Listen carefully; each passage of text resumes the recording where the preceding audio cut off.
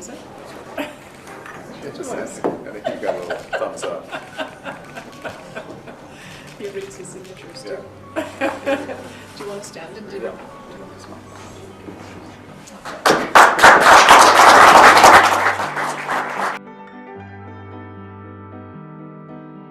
We always fight for very hard for this province that we love so dearly and for its incredible people. But Albertans are also proud and loyal Canadians.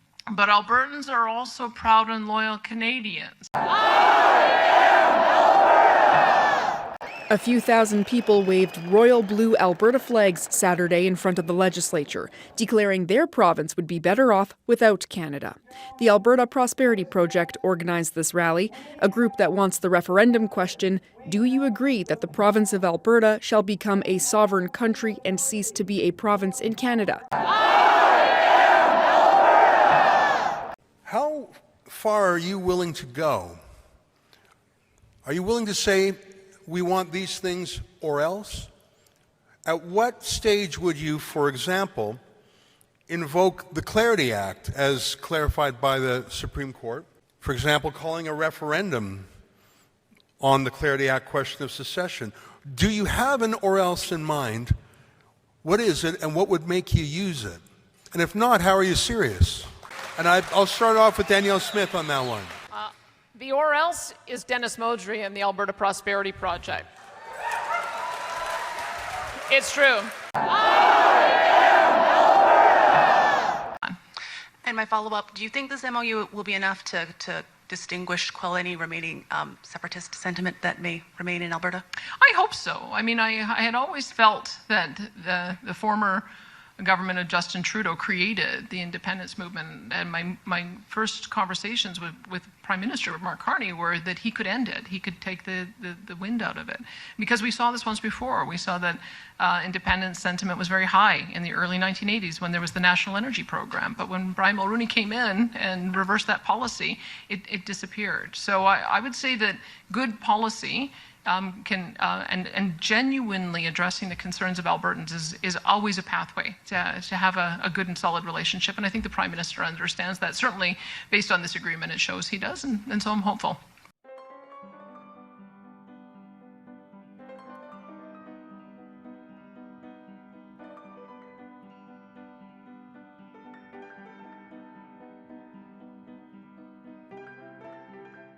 Hi, Premier Ezra Levant from Rebel News.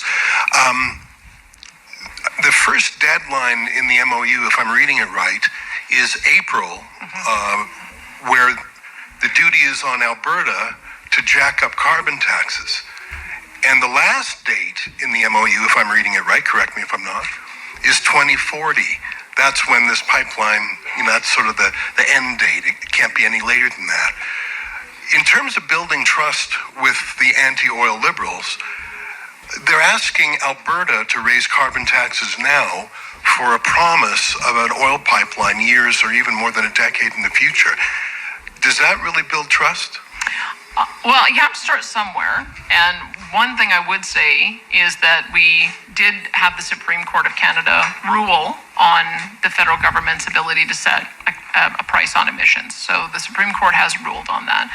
It's part of the reason why we negotiated a stringency agreement that would have seen the carbon tax price go up to $170 a barrel by 2030. We've demonstrated, and I think the Prime Minister agrees, that's too high, too fast. So that's why we understand that there was always going to be a negotiation around that. We froze the carbon tax at $95, pending consultation with the industry and greater work with the Prime Minister. But remember, Alberta was the first to have an industrial carbon price. They did we implemented that in 2007. It's generated revenues that have allowed us to invest billions of dollars in new technologies, including carbon capture. So there is a commitment on the part of the industry to have a carbon price, and we did do some consultation on that. We're just glad that we have the means to manage it our way in Alberta under our tier program, and you'll see as of April 1st, and no, that wasn't a joke.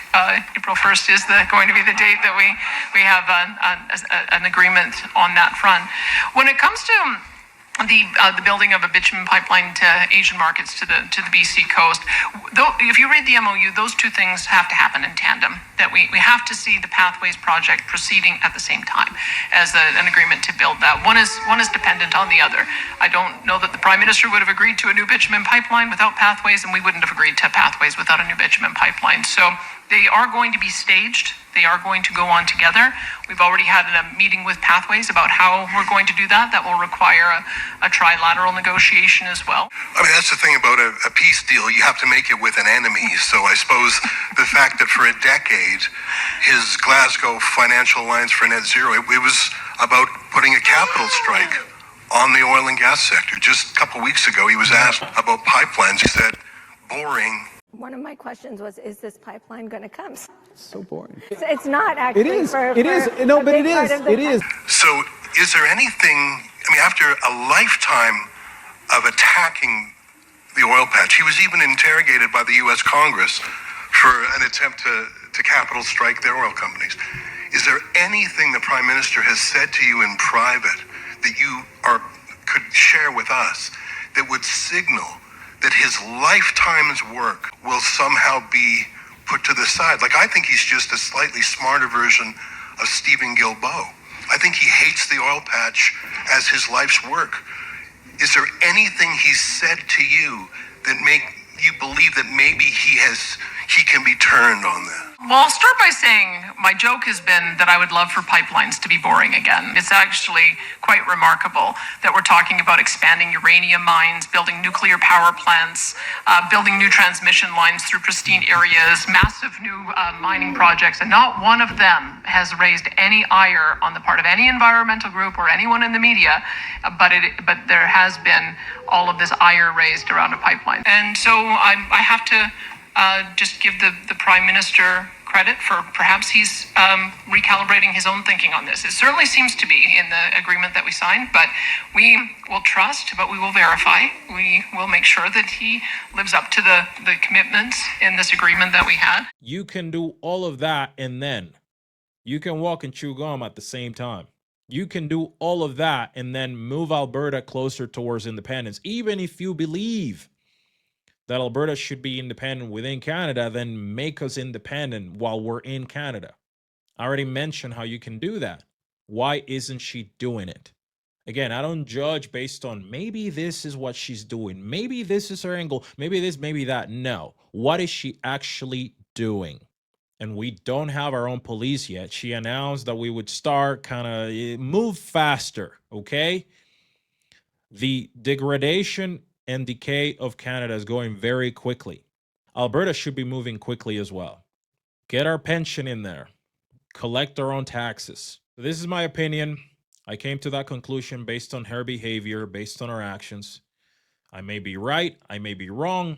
What say you? Thank you for watching. If you support these videos, subscribe and click the bell icon so you never miss an update from PJ. Special thanks to each and every channel member for your support and for making these reports possible. I'll see you in the next episode. Cheers.